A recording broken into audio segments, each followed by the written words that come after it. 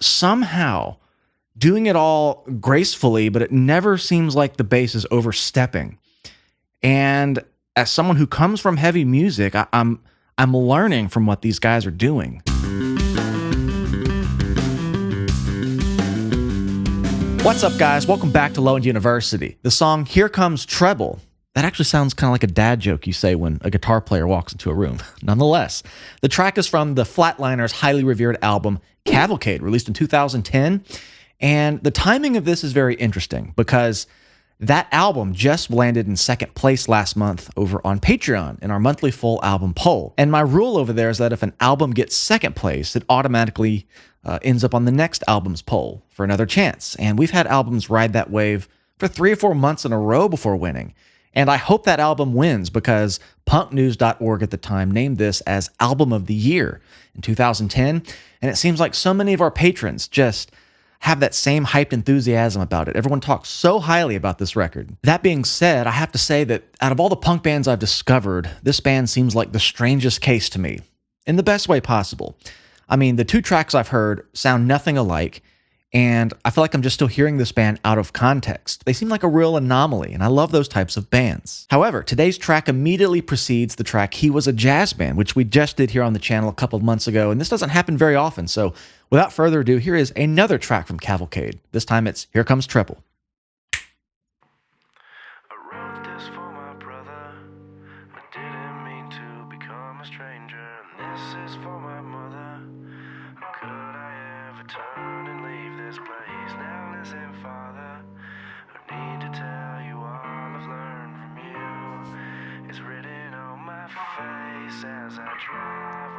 Wow.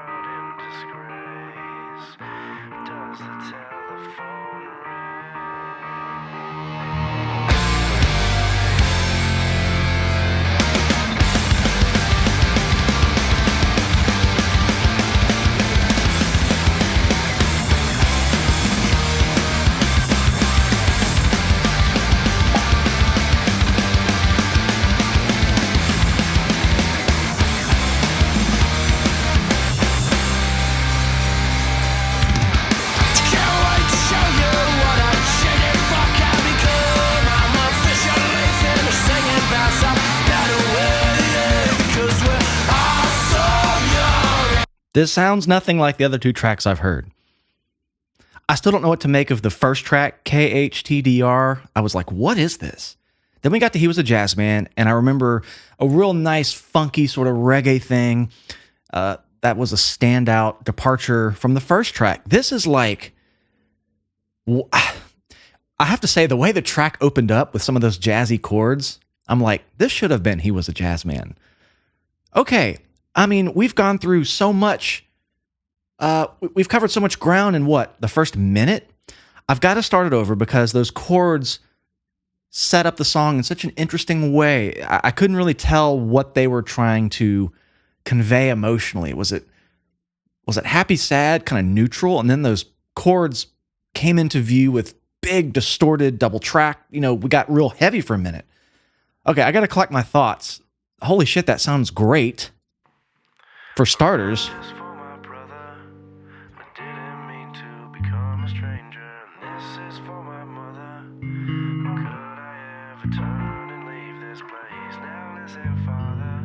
G minor?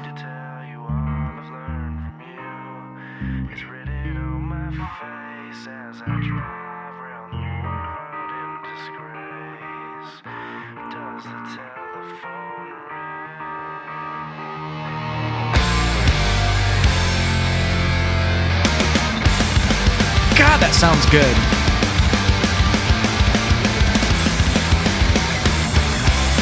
That chord is weird.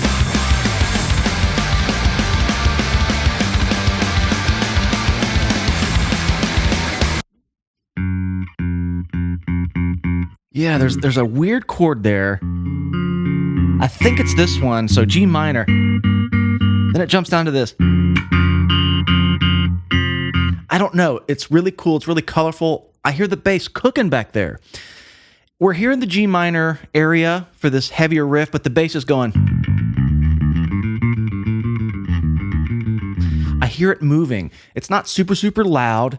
The tone I wouldn't say is muffled, but it's sitting nicely in the mix. I want to hear this part right here when it kicks in. Just listen for that bass part if you didn't hear it, because I almost missed it.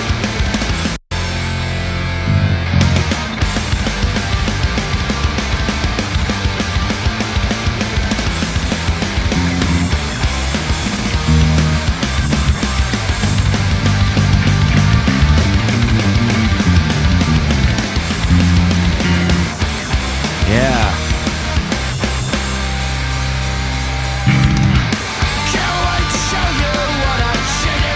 Okay, I love this guy's voice. I mean, I've been very vocal about that before. He's like an amalgamation of so many vocalists I like. It's gruff, it's got depth, it's gravelly, it's multidimensional, and it just sounds really good in heavy music. So I've been looking forward to this track just on that merit alone. But yeah, this sounds nothing like the other two tracks. I don't know what to say about that yet. I love that, whatever that is. Okay.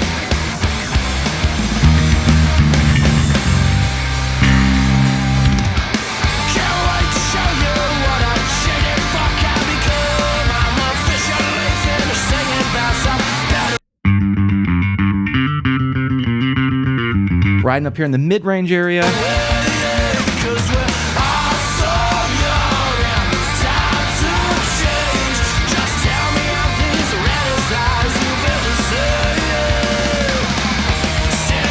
And when I say multi-dimensional with the vocalist, he gets kind of soulful here. Out of that more like rock voice. I love this little passage right here. Bass is just all over the place. I'm trying to think about what to even talk about with it. But it's impressive when a bass player in a very heavy context like that, fast riffs, there's usually not a lot of room to move around. And I think, as I was just talking about in yesterday's video with Rise Against, production is sort of everything on how the bass translates. I actually think I like that it's a little quieter, because you would kind of lose the continuity of that riff if the bass was really, really up front. But I like where it's tucked. You can just hear it bubbling back there. It just adds so much energy to a riff that doesn't need any more energy. But listen to this soulful thing in the vocals here. I wanted to point it out. Yeah, yeah. It's cool. Big gang vocals. Damn, this is great. Yeah, yeah.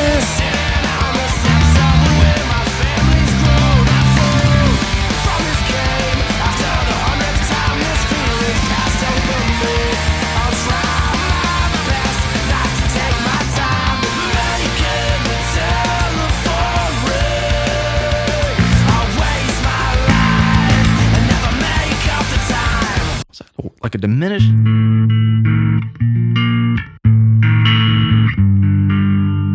I like that A all of a sudden. Just a chord they hadn't landed on yet. Those always really stand out to me. They seem very intentional, like where they're placed in the song.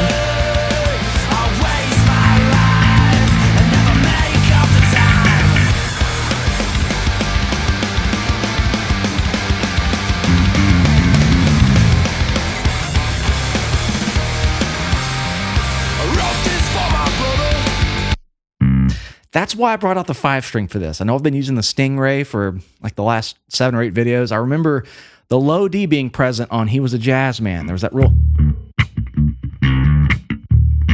that type of groove I remember. So I hear him going down to the low C here. And I'm trying to dial in a good tone that's got some grit, but isn't too trebly.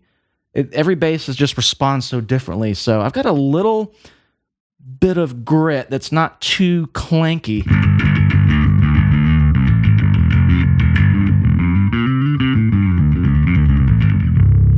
I think that'll do. Let's see.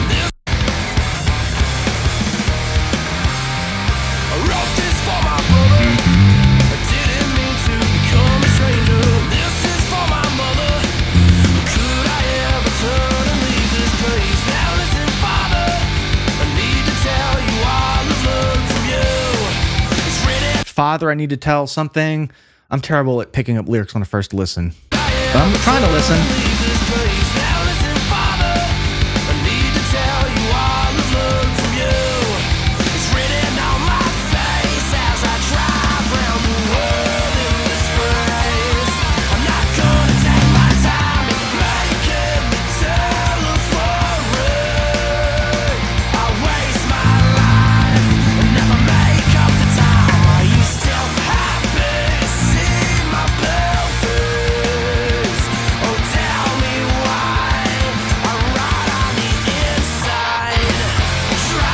You know, when you close your eyes and listen to this bass track, I feel like he's just sliding up and down. It just kind of has this peaks and valleys, never sitting in one spot for too long type of approach. Again, considering the arrangement, considering the riffs happening, the very technical turnarounds and very quick stop on a dime, stop and starts, it's so impressive that he's able to navigate at that speed. This is kind of like what I really liked about bands like a Wilhelm Scream. Brian Robinson back there just somehow doing it all gracefully, but it never seems like the bass is overstepping. And as someone who comes from heavy music, I'm learning from what these guys are doing. I'm listening, I'm going, what accents are they picking up on? What are they landing on? When are they choosing to move? Because he'll stop and start, he'll kind of ride on one note.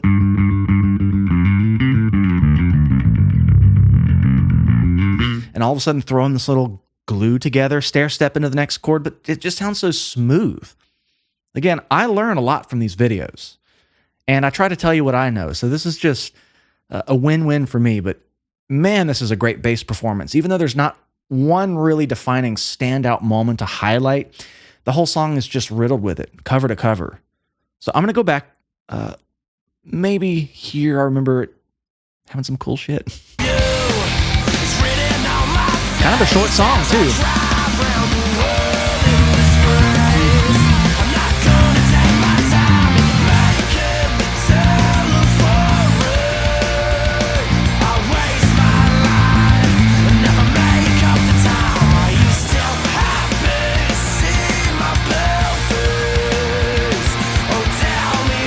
That exact part, yeah, that's what I was looking for. Bass was jumping on that A chord, but going... And just changing the octave adds a different energy because he was down here before, so he goes up to a higher octave here. I just listen for stuff like that. It's important to the way it drives the song.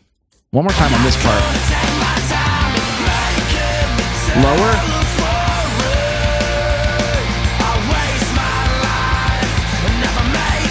Okay, lower on the first time.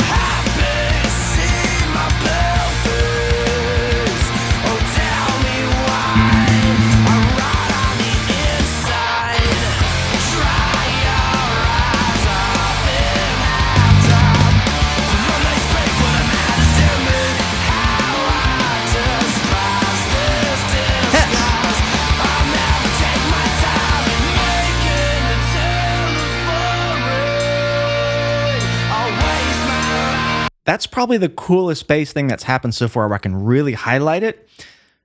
But honestly, for a song like this, if I'm going to highlight a cool bass part, I got to just play the whole song over and over again. It's one big moment.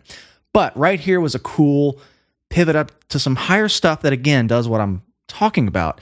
Somehow is busy, but it's the right kind of busy.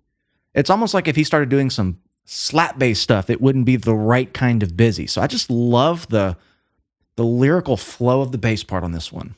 These are the toughest songs to break down, I'm going to admit, because it's not like, oh, there's the bass intro, let's focus on that and kind of see what mode the bass player takes throughout the song. This is just one big mode of mastery. I love this. I feel like he's doing a lot more than I'm even giving him credit for. And I forgot the bass player's name. I'd sometimes do a terrible job of reading the personnel. Sometimes the Wikipedia doesn't state it outright. Okay, I had to look that up because I felt bad. I think it's John Darby, and it doesn't say past band members on here, so I'm assuming it's been the same lineup since day one. I'm going to go with that. Okay, get to the end, see what happens.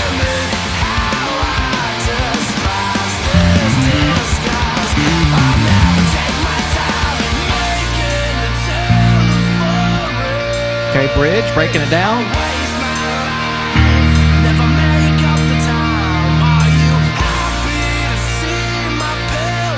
Sort of chimey finger-picking thing back there. Sounds like a finger-picked thing, but just keeping some melodic energy that's going a little on the fast side. Sounds like it to me.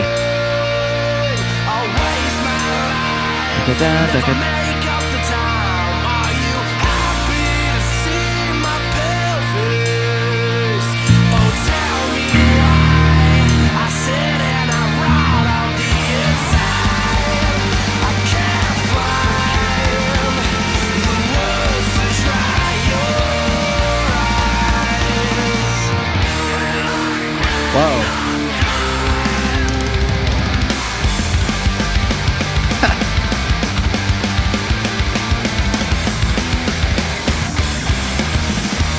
I still never really figured out what that chord is.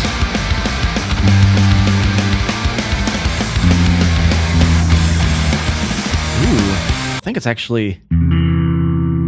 I was a half step off, I think.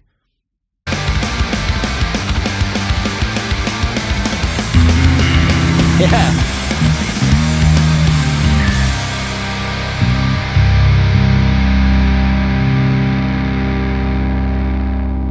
Damn. So if I'm just putting two and two together, the fact that this track, Here Comes Treble, goes into He Was a Jazz Man, very next track on the same album, and that, in my mind, just sounded like a funky, kind of heavier reggae ska thing. This has to be a complete epic journey of an album. It has to, I mean, I feel like it's just very experimental because I was expecting this track to sound similar to that one, but it sounds just as different from each other as the first two. But this is from the same album. I'm really hung up on this. So you guys have to come over on Patreon and vote this one in. It'll be on the November album poll. Those go up on the 15th of every month and run for a week. Either way, I know I'm going to hear it. I'm just excited to get into this band. Again, a very strange case of punk rock. Like, these are really standout musicians. And yeah, just excited to explore them further. What can I say about the track we just heard? Metal, progressive, epic, great guitar arrangements that just are so busy, and the bass just somehow nimbly jumps in and pulls it all together. These are tough tracks to analyze. Again, there's just so much going on. So I can't wait to hear this full thing in one fell swoop. But thank you guys again for hanging out with me today. Support the channel. The best way to do that, come hang out on Patreon. We have an amazing community. I also have tons of bass lessons, music theory lessons, and lots of other stuff. And if you enjoyed this video, please make sure you like the video. Make sure you're subscribed to the channel. I love you all. We'll see you in the next one.